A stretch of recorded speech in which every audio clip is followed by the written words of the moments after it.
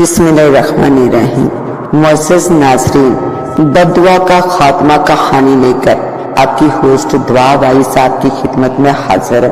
میں حسار کھینچ کر اس چبوترے پر بیٹھ گیا۔ میرے بالکل عقب میں کالی کے چرنوں کے پاس جگن بھی بیٹھ گیا۔ مجھے منتر پڑھتے ہوئے تھوڑی ہی دیر گزری تھی کہ میرے دل میں ایک انجانا سا خوف پیدا ہونے لگا۔ میں نے ڈر کے مارے آنکھیں بند کر لی اور تیز تیز منتر کا چلا کرنے لگا۔ اچانک مجھے کسی چیز کے جلنے کی بو محسوس ہوئی کہ جیسے کہیں کوئی گوشت جل رہا ہو، چربی جل رہی ہو۔ بو بہت زیادہ شدید تھی۔ میں نے گھبرا کر آنکھیں کھول لی۔ میرے سامنے مندر کا پورا فرش کیڑوں سے اٹا ہوا تھا۔ وہ کیڑے تیزی سے میری جانب بڑھ رہے تھے، لیکن ایک خاص حد سے آگے نہیں بڑھ رہے تھے۔ وہ حدود دائرہ تھا، وہ ایک حصار تھا۔ یہ مجھے خوفزدہ کرنے کے لیے تھا کہ میں گھبرا کر منتر پڑھنا چھوڑ دوں، مگر میں گھبرایا نہیں۔ میں منتر پڑھتا رہا۔ میرے پیچھے جگن آرتی پارٹی مارے بیٹھا تھا۔ اس کی آنکھیں بند تھی۔ اچانک مجھے ایسا لگا کہ جیسے مندر کی چھت گر رہی ہو۔ میں نے سر اٹھا کر دیکھا تو مجھے تاروں بھرا آسمان دکھائی دیا۔ پھر مجھے ایسا لگا کہ جیسے میں فضا میں پرواز کر رہا ہوں۔ تیز ہوا سائیں سائیں کرتی میرے چہرے کان ناک سے گزر رہی تھی۔ پھر مجھے ایسا لگا کہ جیسے میں زمین پر ہوں۔ میرے چاروں طرف سناٹا تھا۔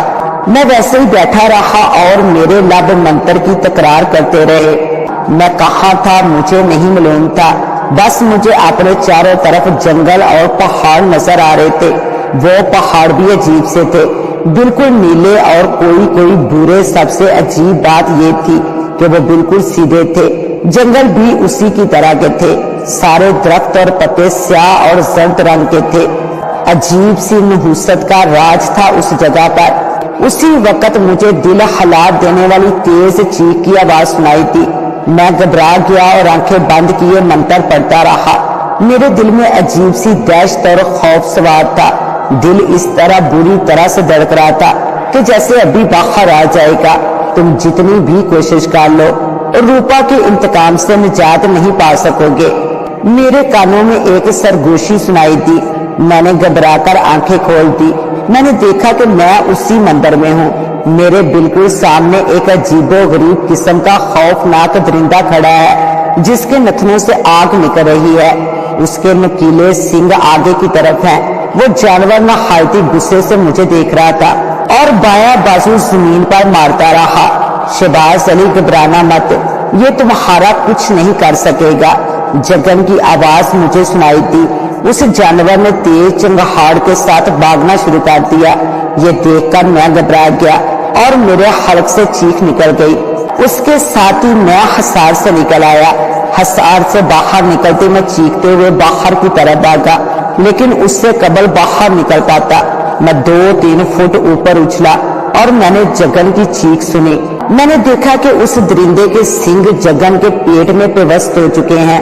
جگن زخمی حالت میں دیوی کے چرنوں میں پڑا ہے اور وہ جانور بار بار اسے اپنے کھروں سے زخمی کر رہا ہے۔ میں فضا میں اوپر جاتے ہی بڑی تیزی سے نیچے آیا اور بے ہوش ہونے پر میں نے ایک کہکا سنا۔ پھر مجھے کوئی ہوش نہ رہا۔ جگن کی موت بڑی دردناک ہوئی تھی۔ اگر میں اللہ سے مدد طلب کرتا تو کوئی نہ کوئی سبیل ضرور نکلتی، مگر غلط راستوں سے فائدے کی بجائے نقصان ضرور ہو جاتا ہے۔ ہوش آیا تو میں نے اپنے آپ کو مندر میں پایا۔ کالی کے قدموں میں اپنے سیوک کے ٹکڑوں میں بٹی لاش پڑی تھی۔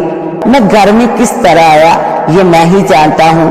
14ویں کی رات زیادہ دور نہ تھی۔ اب کوئی اور بے گناہ روپا کے انتقام کا نشانہ بننے والا تھا۔ رات ہو چکی تھی۔ چاند کی روشنی چاروں طرف پھیل چکی تھی۔ میں ایک درندہ بن چکا تھا۔ میرے اندر شر نے اپنا غلبہ کر لیا تھا۔ میں اس وقت اپنی حویلی میں ہی موجود تھا۔ میری بدقسمتی تھی، چاند پورا ہونے سے پہلے میں حویلی سے باہر نہ نکل سکا۔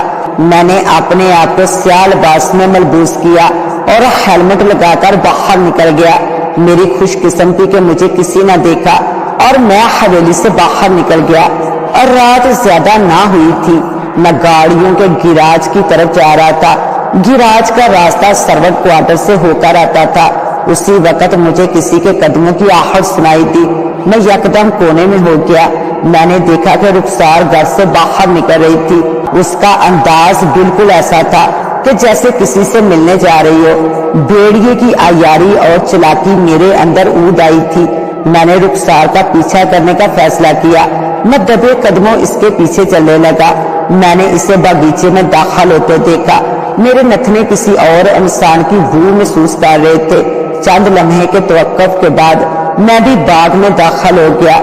میں نے دیکھا کہ وہ موتیے کی کیاریوں کے پاس کسی سے کھڑی باتیں کر رہی تھی۔ میرے تن بدن میں آگ سی لگ گئی۔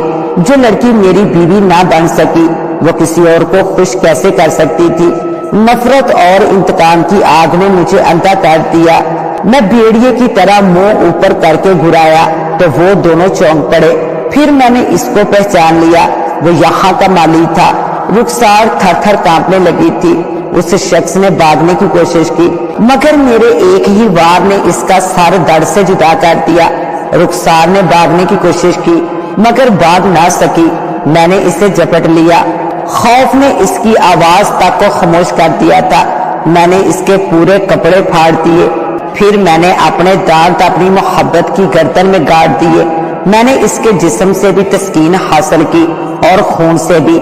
میں نہ جانے کب تک اس کے زخمی اور مردہ جسم سے اپنی وحشت کو تسکین دیتا رہا۔ صبح کی پہلی کرن کے ساتھ ہی میں اپنے کمرے میں بیٹھا ہانپ رہا تھا۔ شام تک پورے علاقے میں رخسار اور فضلو کی موت کے چرچے ہونے لگے تھے کہ وہ بھیڑیے کا نشانہ بن گئے۔ شام تک ان دونوں کی تدفین کر دی گئی۔